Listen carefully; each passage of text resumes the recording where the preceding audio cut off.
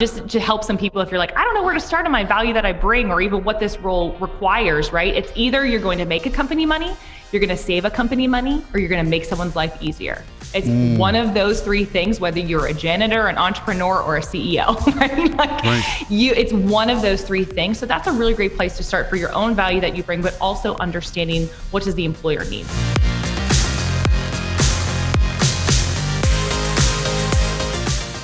So our show this week, I'm really excited about our show. I'm excited about our shows every week, but our show this week is really going to be all about career and all about your career and helping you think about how you not only identify what it is that you might want to be doing next, but then the next step. How do you position yourself for that?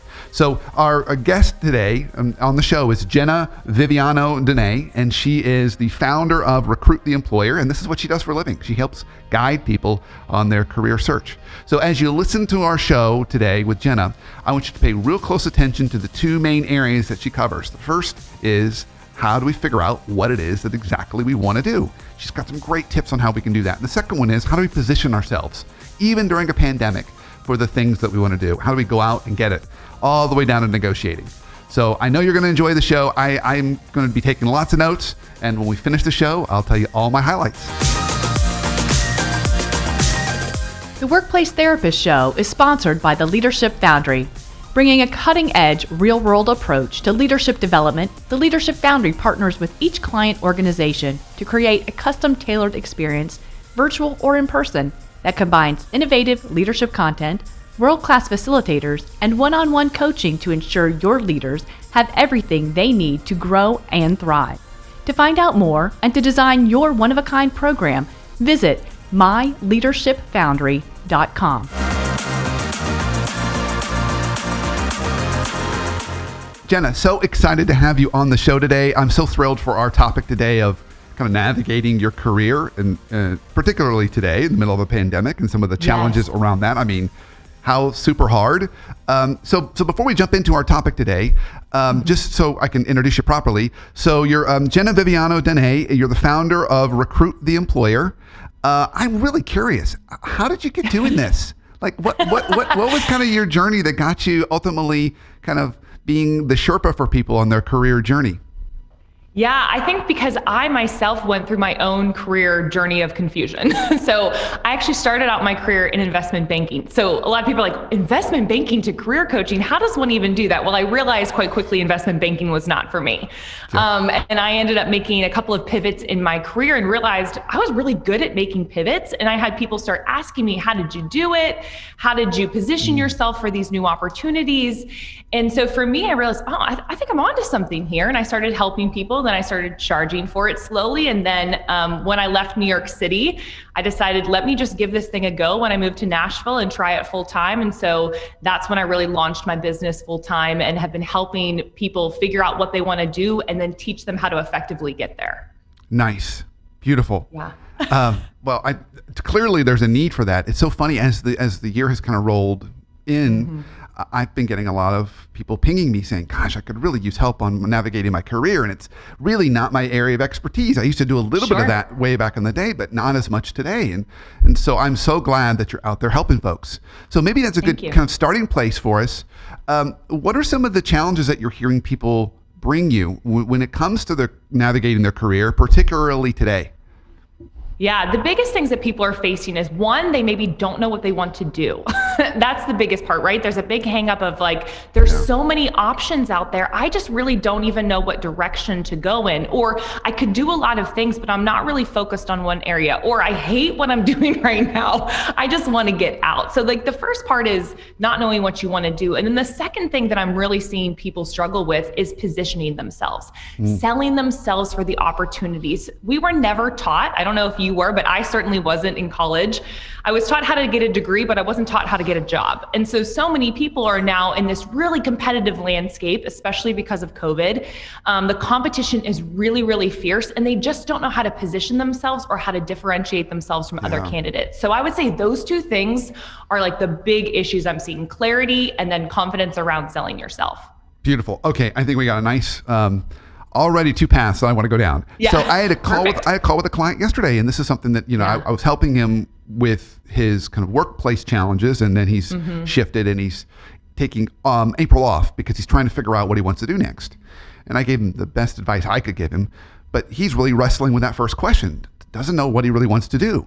So what are some good starting places for that? What are some things either that people can practice or explore or even ask themselves to kind of figure that part out?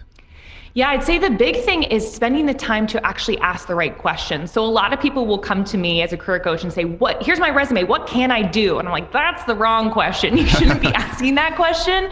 You should actually be journaling through, what do I want? What do I want professionally? And what do I want my lifestyle to look like? Too many people don't realize or don't acknowledge, they know that it's true, but they don't acknowledge how much it's intertwined between your lifestyle and your actual, what you do on a day-to-day basis. So getting really honest with yourself about what really matters. Does the salary matter to you? Maybe it does, maybe it doesn't. Either way, it's fine. You just have to get honest. So I recommend journaling through, what do I actually want? What are my non-negotiables? And coming up with about 3 of them, because then that starts to help navigate and clarify a little bit. Okay, I want to work for these types of companies. I want to work for a mid-sized company. I'm realizing that I'm really good and my strengths are in XYZ area. So I'm going to focus on those types of companies with these types of roles. And then that search gets a little bit more narrow. So the first part is really just asking the right questions for yourself, or hiring a coach or somebody to help ask the right questions to you. Yeah. So when you say lifestyle, it sounds like that can not only be work lifestyle, but it could even include outside of work. What do you want that to look like? Yeah, absolutely. I mean, even for myself, so I was working in investment banking, then I switched and worked at the New York Stock Exchange, and I loved actually working there. It was a really cool job. I got to meet a lot of really interesting people. I got to see Twitter IPO, all these cool companies got to go IPO. Yeah. But I realized that I just didn't want to be in that type of super corporate environment. So for me, actually going into the workplace and getting to wear normal clothes, how silly that sounds, I realized it was important for the environment in which I was in was actually really important for me. I also realized that I didn't want to have to clock in and clock out and do FaceTime, which in finance, you kind of have to do the FaceTime thing. That was not for me. I wanted flexibility in my schedule. So I ended up working for a company called themuse.com. Maybe you've heard of it, probably. Absolutely. It's a career advice site, right? I was one of the early employees, pre-Series A round of funding. I was female founded, and I got to wear what I wanted to work. I got to explore a new industry. And I got really flexible, unlimited vacation. And so for me, from a lifestyle perspective, it allowed me to enjoy my life in New York and not just enjoy my job, which I feel like is really hard for people to reckon with. And I thought both were important for me. And a lot of people were really confused, like, why are you leaving the exchange? That's so dumb. And I was like, well, this is really what I want. And it was such a great move for me. Yeah, so I think the other interesting thing that you mentioned, and I love that you brought up non-negotiables. I love even the idea and concept of non-negotiables. But to get it to a non-negotiable, you have to know exactly what you want and don't want. Yes. And how can people determine that? Is there any thought around that? Because I know for some people that's really hard to know exactly what it is they really want or don't want. I think it's stop living in your head. That's the first thing, right? So we got to get either out on paper, start journaling through some things. I really recommend journaling if you can't tell. Yeah. But I also think it's really around talking to people in different industries. So one of the things that I personally did, and I recommend all of my clients do, is that when you have an idea of something that you're interested in, go find somebody that's doing it and talk to them about it. Ask them very pointed questions about what's a day in the life, what's the career trajectory here, what types of certifications do I need? Asking those really thoughtful questions to get to the bottom of, does this sound interesting to me or not? I was just working with a client and she's looking to get out of healthcare. And with some of her strengths, we were looking at program management. And this week she came to me and she goes, nope, don't want to do it. Talk to somebody in program management, terrible for me. Like it's not going to be good for me. And so, but if she was in just looking at a job description and thinking, you know what, I can do this, and then applying for it, she really probably wouldn't have liked it if she got into it. So actually having conversations with real people that do the job, that's a really important piece of the puzzle. And it's all about networking. Okay, I love that. Okay. We're going to talk about positioning ourselves in a minute, but I've got a really big question for you, a hard question. Okay. It's one, I'm ready, I think. It's one I've still been wrestling with at this point in my career. How can you tell if someone is suited to be an entrepreneur? Oh, I love this question. So I just had somebody last night. I think that there are very specific people that are, and a lot of people that are not, that think that they are. So the people that I feel like are really suited for entrepreneurship are people that are incredibly resilient, that have this entrepreneurial bug that seems to not be able to go away. So I've had a lot of clients who I've worked with over 1,000 clients at this point, one-on-one. Yep. And so I've had clients who, whenever we're going through kind of some of these questions, that they bring up something in corporate, but then they talk about this idea that they have. And I'm like, okay, well, let's talk about that a little bit more. And when you start to peel back, what is attractive to them about being an entrepreneur, it's usually lifestyle, it's the ability to be creative, it's the ability to build something. Those things are really hard to replicate, even in a startup or in a corporate environment. And so what I usually say to those people is, if you don't scratch that entrepreneurial itch, you will probably never be happy. So at least try a side hustle to see, does this sound interesting to me? And for me, it's really like listening to a client and hearing them repeat over and over and over again about wanting to start their own thing, and realizing you're probably never going to be happy in your job until you try it. So I don't know if you relate to that, but for me, I was always interested in entrepreneurship, even as a little girl. And so it just got to a point where I was like, it's time for me to try this thing out. And if it doesn't work, I'll go back into corporate. And if it does work, awesome. So to flip that a little bit, sure. What are signs that someone, while they might say they want to be an entrepreneur, probably isn't cut out for it? If you love structure, entrepreneurship is definitely not for you. Yeah. If you're if you are risk averse, like, not for you. But if you're somebody that's willing to take chances, somebody who likes flexibility, who prefers to not be told exactly what projects you'd be working on, you probably are a good fit for entrepreneurship. But the structure piece, I think, is really, really crucial. I even saw that when I was working at a startup, where a lot of people get excited about working for a startup because it sounds cool. And then they get into it and realize, oh my gosh, nobody knows what anybody's doing. And we're all trying to figure it out together. And we're all wearing multiple hats. Like, some people don't thrive in that environment, and that's okay. So structure is the big piece, I think, is a definer between people who are entrepreneurial versus people who just may be better in a more structured environment. Yeah, that's really helpful. And so last one on the entrepreneurship idea, you use the word resilient. Yes. Tell me more about that. How do you define resilient, and how can you tell if someone is super resilient? Yeah. I think it's getting friendly with the word rejection. And it's somebody who is okay being rejected multiple times over. That's what I usually tell my clients is, they'll ask me, what made you successful, quote unquote, successful in your career? And I said, I just got okay with rejection. I hated rejection as a young girl. I hated rejection early in my career, but I realized that the friendlier I got with rejection, the less painful it was, and the more that I could push forward in spite of the rejection. And so when you see somebody who is resilient, they are okay reaching out to somebody on LinkedIn that they don't know, because if they don't respond, no big deal, moving on, right? Somebody who is willing to be told no, and in the anticipation that there will be a yes on the other side. So I would say, for me, my personal experience, but then also what I see with clients, that's a big one, getting friendly with rejection. That's a great definition. I love that definition. Well, thanks for taking on my curveball question. I really appreciate it. It's something I've been kind of wrestling with, because I have so many people that say, I want to be an entrepreneur.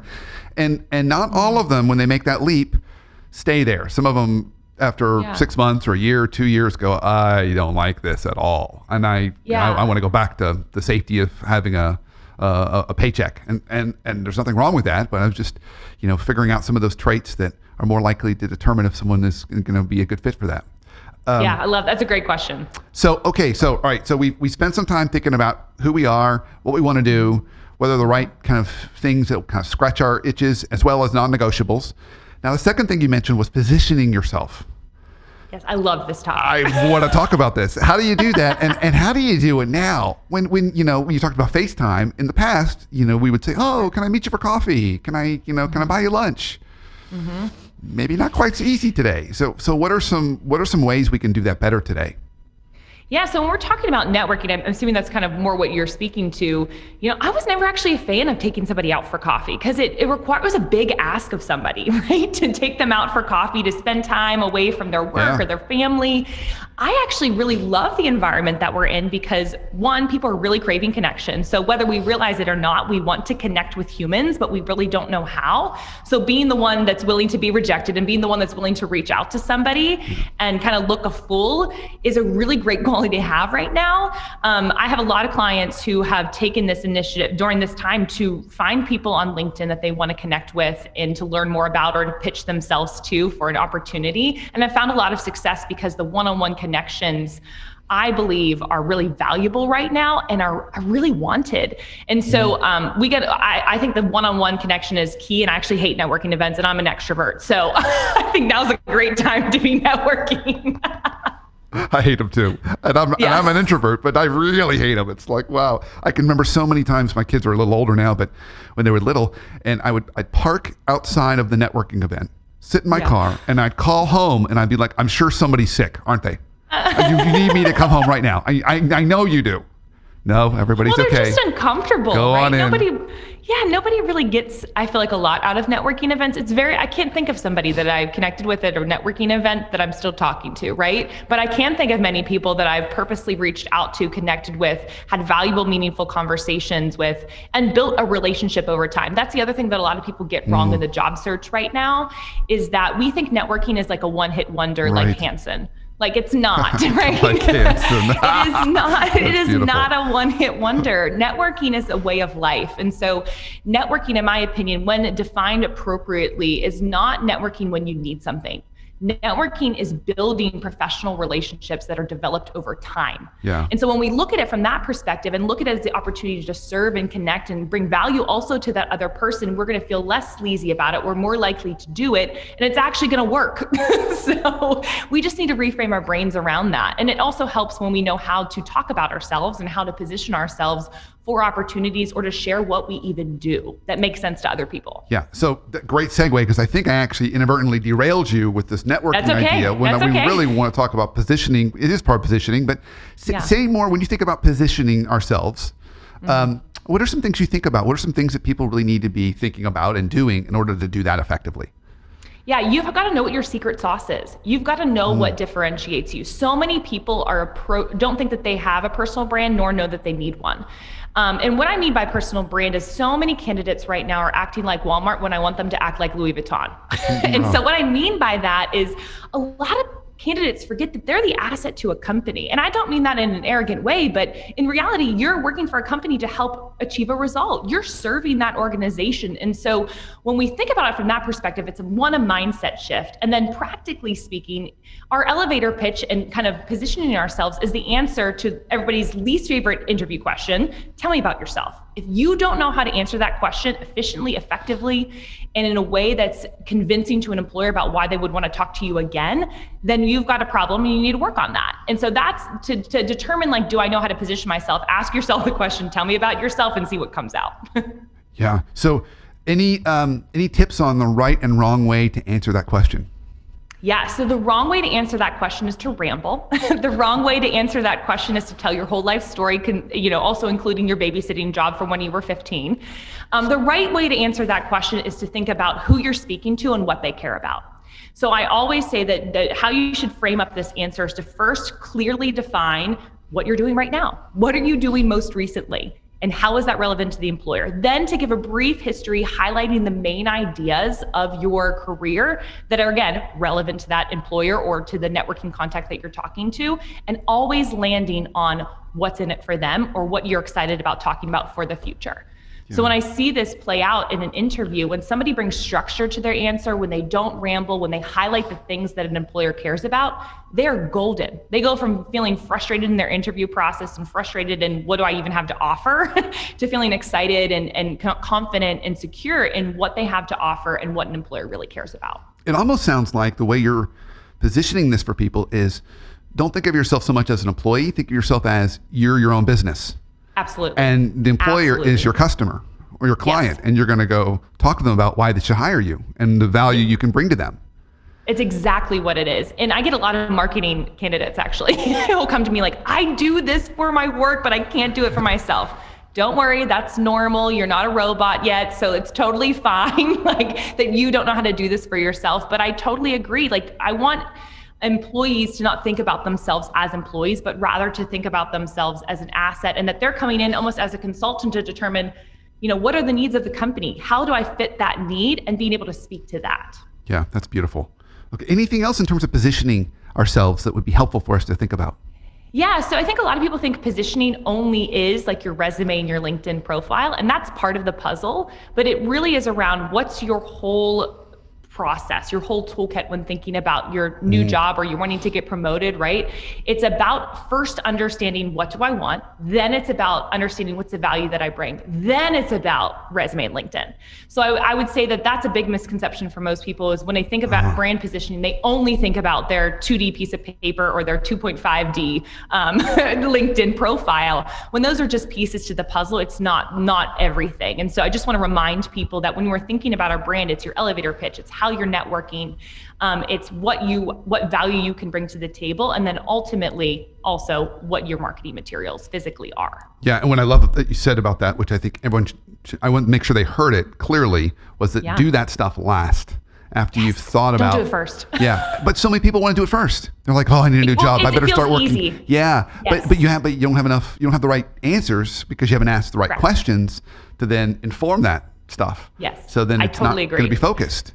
Yeah, yes. Makes perfect sense. And I like that you remind us it's marketing materials. It's designed to get you what you want, but you need to know what you want. Yeah, too many people think about their resume as like a historical document. You're not a historian, you're a marketer. So we need to be thinking like that, even if you aren't a marketer, right? I tell people, even if you're in finance or you're a data person, you can still market yourself in a non-sleazy way that makes you can talk about yourself in a way that's matter of fact and confident, but not arrogant. Because I got a lot of people that are like, well, I can't talk about myself because that means I'm not humble. When the reality is, you didn't do anything to achieve the gifts that you have. You have different gifts than I have. And so I can celebrate those gifts matter-of-factly because I've stewarded them. And there are things that I'm good at. And if I don't tell the employer and be an advocate for myself, who is going to be, right? Yeah, so I think it's a totally. really important piece. Yeah. So maybe a good kind of last question around this, kind of landing the plane on this conversation. When you think about today, while we're still kind of locked up at home, we can't quite move around the way we want to. Sure. Are there any good best practices that we can use and incorporate that might help us make career pivots when it's difficult to do some of the traditional things? Yeah, so I would say the biggest thing that I've been recommending people to do is, we were talking about networking a little bit, is to connect with real human beings. So I've actually encouraged some people to create their own networking pods. So what that means is you get people from different areas of your life. So maybe it's somebody that's a coworker, somebody that you worked with at a past company, maybe somewhere from your university, from your extracurricular activity, whatever it is, and ask them to bring somebody else and just have a couple questions that you ask everybody. I had a friend of this that did this actually in New York City when I lived there. We did it in person over dinner, but I love this concept that you can create your own pod and you can be the leader of that pod, but you don't have to do a ton of work about it, right? So you can just connect with other people. So that's one way to create a networking opportunity for yourself that people actually really enjoy and sign up for because multiple people are doing it. And there's some level of connection too, that it doesn't feel like it's a totally blind situation. So that's one way that you can kind of move your career forward, learn about different types of careers as you're thinking about a career pivot. I love that. And I can see those pods also serving a social function too. So, absolutely. So you're getting that social connection, which I'm sure we all could use a little more of too. All need. Yeah, no doubt. This is great stuff, Jena. So is there anything around just the career search process that we haven't talked about today that we should have?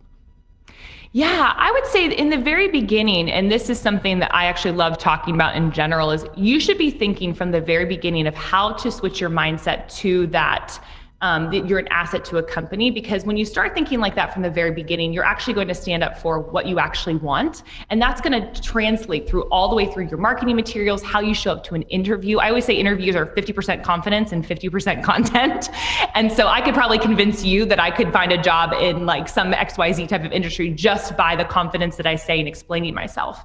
And then I would say at the very end of that, the reason why we do the work in figuring out our mindset and getting ourselves correct there and understanding what we have to offer is that will translate through to negotiations, which I think is something that we don't like talking about because money's uncomfortable. But it's something that I believe if more people talked about, we'd have more people negotiating and actually having, that benefits your families, that benefits your communities. So I'm a big proponent of negotiating, and I actually believe that negotiating starts before you even get in front of somebody. Yeah, so that obviously you have to understand your value to do that. Yes. But how do you figure out what you're really worth? Yeah. So I think there's a couple of pieces to the puzzle. So one, it's understanding what is the role. That's the first piece. Like, what does the role actually entail and what type of results will that provide for the organization? And ultimately, just to help some people, if you're like, I don't know where to start on my value that I bring or even what this role requires, right? It's either you're going to make a company money, you're going to save a company money, or you're going to make someone's life easier. It's one of those three things, whether you're a janitor, an entrepreneur, or a CEO, right? It's one of those three things. So that's a really great place to start for your own value that you bring, but also understanding what does the employer need. So understanding and doing some research on your own. LinkedIn Premium is a great place to kind of search for this. And PayScale is another great kind of website to see what are people getting paid for similar roles in your area geographically, to determine, like, are we on the right page with what this employer is potentially going to pay me and what I should expect for them to pay me. And having that information kind of upfront is really helpful when you start to have conversations with companies. So having a ballpark is really important at the very beginning. I love how simple but elegant you put that. Just understanding you're either going to make the money, save the money, or frankly, just make their life easier. It's going to be one of those three things. Yeah, I love it. I love it. It's so simple. And sometimes you combine those things, but every job's going to have one of those three elements in it. Yes, and so like it works for people that are new grads to senior executives to somebody that's maybe a mom and came back into the workforce. It's going to be one of those three things. Yeah. It works for everybody. I love that. Well, this has absolutely been fantastic. So I ask all my guests this question. So what is one life hack you have for us on how we can either have better conversations or healthier relationships, either at work or at home, frankly? Yeah, I would say the biggest thing that I have recommended clients to do, and this is more of a relationship with yourself and then which will outpour into a relationship with your coworkers, is I see so many people that have the Sunday scaries, right? Or they're like on Monday, they're already like TGIF, like get me to Friday, right? So I've instituted this thing and kind of require my clients to do it. It's called the Monday method.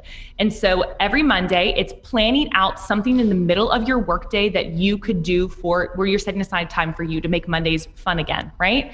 And so that could look like, you set up time, 15 minutes. It doesn't have to be anything crazy, but 15 minutes where you are reading a book or you are talking to a coworker or you're calling your grandmother, or I don't care what it is, but something that you set aside time for yourself. That's going to make you feel more in control of your day and your week, sets your week off for a good start. And it's going to make you like coming to work more, which is going to have an outpouring to your coworkers. I love that. Sunday scaries. I get the Sunday scaries. So I totally need to work this in. I had the Sunday scaries this week. So helpful. Honestly, I've done it for myself and it's been a game changer, right? So just doing that small, it doesn't have to be super long. We think that with self-care, any of that stuff has to be hours long. It doesn't. It could be 15 minutes to an hour and you'll be good to go. I love it. Well, okay. So if people want to follow you, learn more about you, hire you, any of those things, where can they go?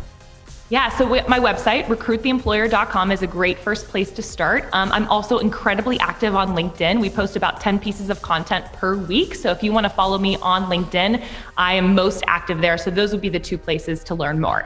Okay, Jena, this is great. Thank you so much for coming on the show. Really appreciate your time and appreciate all your wisdom and guidance. I've got a full page of notes here, so thank you. Thank you so much.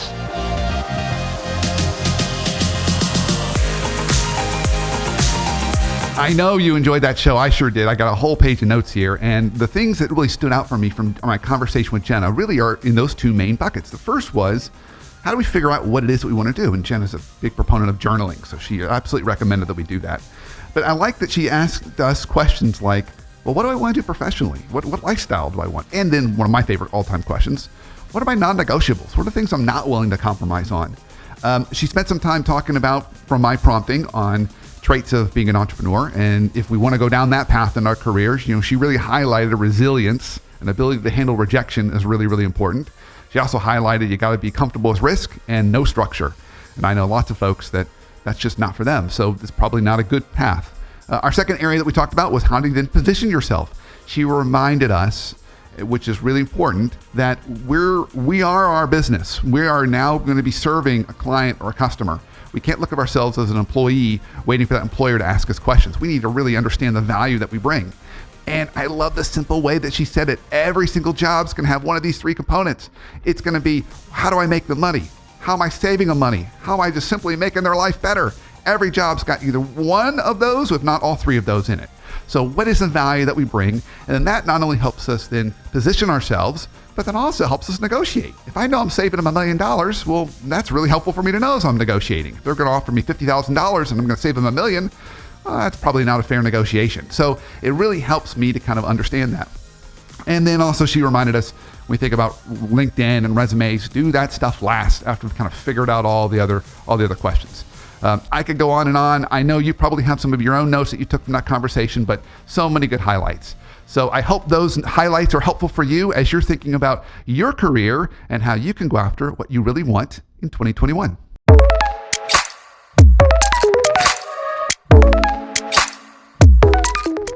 Thanks for listening to the Workplace Therapist Show. We love to share reviews, and we're going to share another one today. This one comes from Topical Todd, who left us 5 stars and says, very beneficial. For those struggling in their career and at a crossroads, this is the podcast for you. Brandon has great content every episode and awesome guests to help with those topics that some of us are struggling with. I love hearing that. I love that our show is practical and easy to use. So for the rest of you who find it that way, please rate and review us on iTunes or wherever you're listening to your podcast.